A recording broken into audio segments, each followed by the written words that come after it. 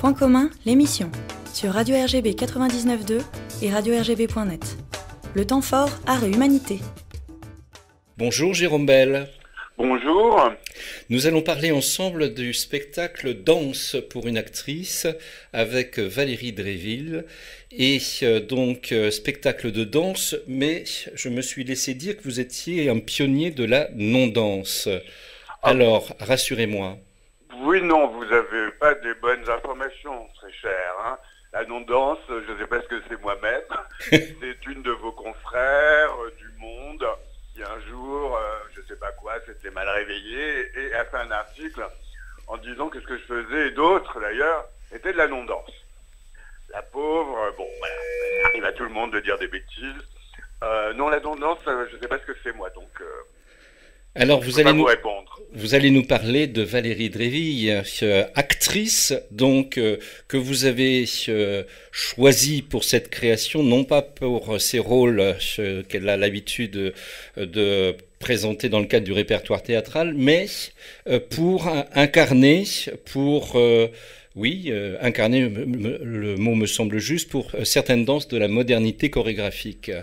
Comment saisit-on sur scène une actrice pour en faire effectivement une création autour de la danse? Bon, l'idée c'était d'essayer de dépasser le côté formaliste de la danse. Beaucoup de gens pensent que la danse c'est faire des mouvements très bien. Or ça, c'est ce qu'on appelle la gymnastique.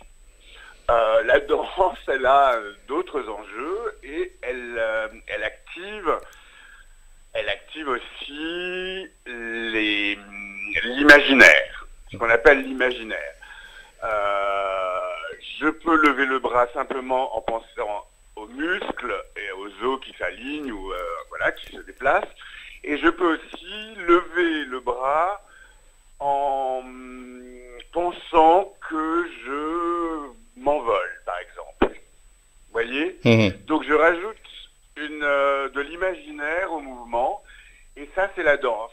Enfin, c'est ce que je crois qu'est la danse. Et donc, ce qui m'intéressait avec l'actrice, parce que l'actrice, elle, c'est son travail d'avoir un rôle, et elle a un texte avec un personnage, et elle va essayer de rendre ce personnage vivant au moyen de son imaginaire. C'est-à-dire, elle va croire à des choses qu'on ne va pas voir en tant que spectateur, mais qu'on va sentir, et qui vont modifier l'actrice, et qui vont faire de telle manière qu'on va croire à ce qu'elle fait, que ça va être, j'allais dire plein, mais c'est pas mal en fait. C'est comme si on remplissait, oui, c'est pas mal ça, on remplissait l'interprète de quelque chose. Or, moi c'est ça qui m'intéressait, c'est-à-dire que j'ai demandé à cette actrice, qui est une actrice extrêmement douée, que vous avez découvert, je crois, sur scène il y a une trentaine d'années. Vous aviez eu comme un coup de foudre? Ah non, mais c'est plus qu'un coup de foudre. J'étais tétanisé, je ne pouvais plus parler, je savais plus ce qui se passait. C'est quelqu'un qui arrive... Juste pour nos auditeurs, je crois que c'était sur une pièce de Claude Régis, parce qu'elle a travaillé avec d'immenses metteurs en scène français comme Antoine Vitesse, comme Claude Régis justement, ou bien Anatoly Vassiliev. Et ce travail-là, proposé par ces metteurs en scène, vous a effectivement c'était fulgurant pour vous. Moi, je l'ai rencontré dans un spectacle extraordinaire qui était un spectacle de Claude Régis. Et ensuite, j'ai continué à la voir, et dans des spectacles qui étaient beaucoup moins fulgurants pour moi, qui m'intéressaient beaucoup moins. Eh bien, si vous voulez, elle a une capacité à rendre vivantes les choses sur scène qui est unique. Et donc, moi, je lui ai proposé, à la place d'interpréter des personnages de théâtre, d'interpréter des danseuses. Et donc, à la place de lui montrer des textes, je lui ai montré des vidéos de danse qui sont sur YouTube, que tout le monde peut voir. Et on a commencé en se disant, mais bon, j'ai dit, qu'est-ce que tu peux en faire de ça? Et il y avait des choses qui lui parlaient, disons, qui étaient éloquentes pour elle, et qu'elle a non pas imité, parce qu'évidemment c'était impossible, puisque Valérie, elle n'est pas danseuse, mais par contre, ce que je voulais l'intuition que j'avais à l'époque, et qui s'est confirmée, c'est qu'elle s'inspire de ce qu'elle ressentait, et qu'elle puisse le métaboliser pour elle-même. Oui. Je vais m'appuyer sur les propos de mes confrères de la presse écrite en Suisse, Le Temps, Alexandre Demidov, qui dit la chose suivante concernant cette création, parce qu'il a pu la découvrir, lui, avant nous. Jérôme Bell offre à la comédienne Valérie Dréville une randonnée dans le sillage des artistes qui ont libéré au XXe siècle la danse de ses obligations mondaines, qui en ont réécrit la grammaire et l'épopée, qui l'ont imposé comme un art de la présence et plus seulement une démonstration de virtuosité. Il a vu juste. Oui, absolument, ouais, c'est pas mal. C'est pas mal dit. Effectivement, c'est un peu ça qui se passe. C'est grâce à elle, je l'utilise comme un outil pour effectivement démontrer ce dont je parlais au début de notre entretien. Oui, c'est ça, exactement. Et toutes ces grandes créatrices, parce que ce qui est intéressant dans la danse, c'est que les plus grandes artistes sont des femmes, cette chance-là dans ce champ-là, et qui ont bouleversé les choses, qui ont été des pionnières toutes à leur époque. Et vous pensez par exemple à Pina Bausch? Il y a Pina Bausch, il y a Simone Forti, il y a des gens comme Isadora Duncan, oui, absolument. Pina Bausch étant la plus célèbre actuellement, effectivement, et à juste titre, c'est des spectacles extraordinaires. Et donc, il y a une sorte d'histoire de la danse, comme le décrit le journaliste suisse, que j'ai fait partager d'une certaine manière à Valérie. C'est-à-dire qu'elle connaissait certaines choses, plus ou moins bien, et je lui transmettais le contexte historique, qui étaient ces femmes, pourquoi elles avaient fait ça à tel moment, etc., les problèmes qu'elles avaient eus, et Valérie s'en est servie pour, à son tour, incorporer, si vous voulez, ses chorégraphes, mais aussi ses danseuses. Voilà. Si je comprends, sur scène, elle se contente d'être elle-même fort de ce matériau, de ces consignes, de ces notes d'intention que vous lui avez proposées. Oui, comme toujours. Enfin, je dirais, elle peut pas jamais, aucune actrice, aucun acteur ne peut faire l'économie de soi-même. Ça va être tout le temps une négociation entre elle, et en l'occurrence dans ce spectacle, entre Valérie et les personnages ou les modèles. Hein, c'est toujours cette tension-là. Valérie a à mon avis, ce qui fait sa force, c'est qu'elle a une faculté quand même à disparaître. C'est-à-dire qu'elle-même, on dirait, elle arrive à se vider, si vous voulez, et à remplir son corps, son esprit, oui, d'un maximum de choses externes à elle, et ce qui lui donne, à mon avis, cette puissance.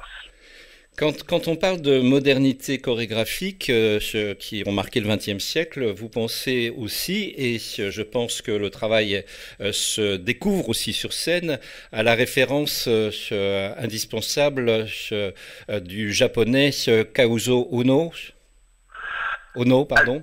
Alors, en travaillant, on s'est aperçu qu'il y avait une des grandes figures auxquelles je n'avais pas pensé, qui est le chorégraphe japonais qui est mort il y a quelques années, une dizaine d'années, à l'âge de 104 ans. Oui, en 2010. Très bien, exactement. Et lié son travail, juste aussi pour nous aider à la compréhension, son travail étant lié profondément à l'art du buto. Voilà, donc lui, il fait partie d'une des modernités en danse du XXe siècle, qui est celle qui est la japonaise. Et il y a quelques personnes à Tokyo qui vont inventer une danse tout à fait nouvelle, qui repose toujours évidemment sur des principes différents de ce qu'il y avait avant. Et on s'est aperçu avec Valérie que la question principale était la question de l'imaginaire, puisque ce danseur, par exemple, a dansé jusqu'à l'âge de 100 ans.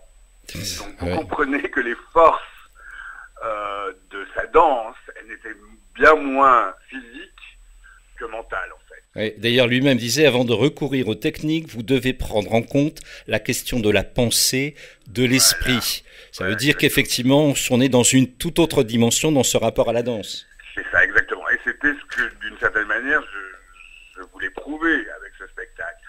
Et donc ça a été ça a été quelque chose d'absolument merveilleux avec Valérie de tout d'un coup s'approcher de cette ce qu'il appelle technique, de sa manière d'envisager la danse, et qui était encore plus proche de la pratique de l'actrice Valérie Dréville.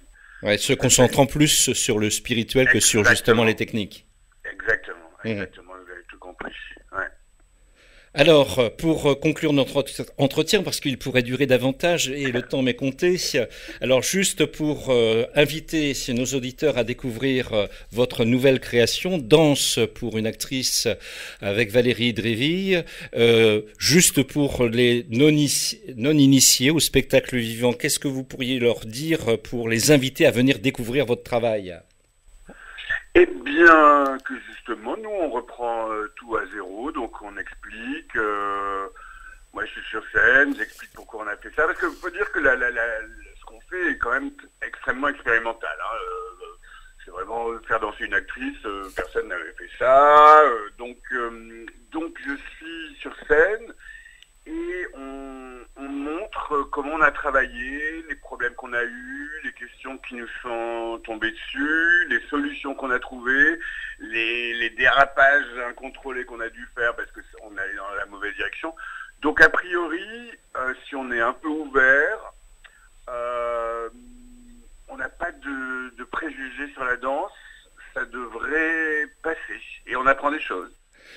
Juste pour la petite anecdote, j'ai découvert en préparant cet entretien ce que Valérie Dréville avait passé son enfance à Pontoise. Vous imaginez le symbole que cela a pour se produire sur l'agglomération de Cergy-Pontoise à l'occasion de ces représentations qui auront lieu le jeudi 31 mars à 19h30 et le vendredi 1er avril à 20h30 dans la ville voisine, au Théâtre 95 à Cergy. Voilà, et donc on commence par ça, par les cours de danse de Valérie à Pontoise, alors qu'elle était une toute petite fille qui commençait et qui n'a pas continué dans la danse.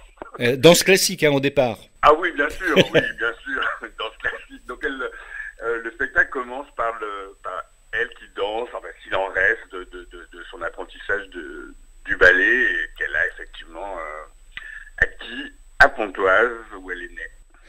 La forme s'efface devant le sens, c'est toute l'idée même de cette création, à découvrir donc prochainement à l'affiche de Point commun à la nouvelle scène nationale de Cergy-Pontoise.